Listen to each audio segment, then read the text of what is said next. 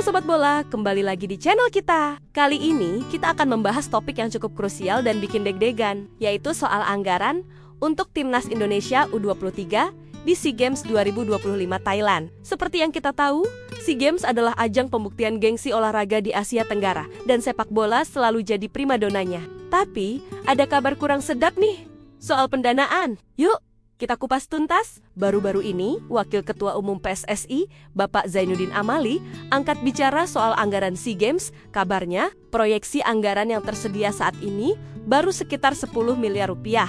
Kalau dihitung-hitung, angka ini diperkirakan hanya cukup untuk memberangkatkan sekitar 120 atlet dari semua cabang olahraga.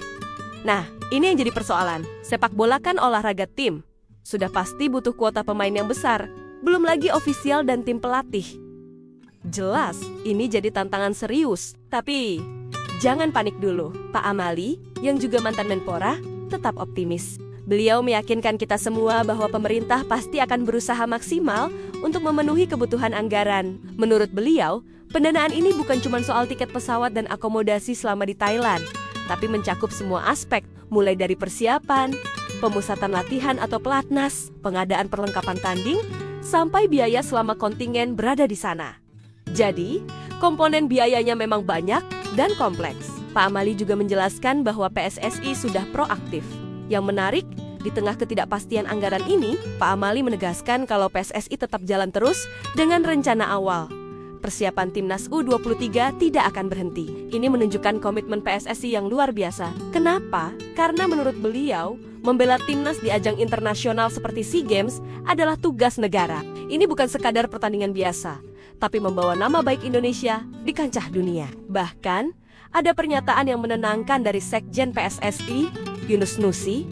Pak Amali mengutip bahwa Sekjen sudah bilang siap. Kita tahu, Sekjen adalah orang yang paling paham soal urusan administrasi dan pendanaan di federasi. Kalau beliau sudah bilang siap, artinya ada keyakinan dan mungkin sudah ada rencana cadangan atau komunikasi intensif yang sedang berjalan di balik layar untuk memastikan semuanya aman. Ini adalah tugas negara yang harus dijalankan dengan sebaik-baiknya, dengan mengerahkan segala upaya. Jadi, bisa dibilang, PSSI tidak akan membiarkan masalah dana menghalangi persiapan Garuda Muda. Kita kilas balik sedikit yuk. SEA Games 2025 akan diselenggarakan di Thailand.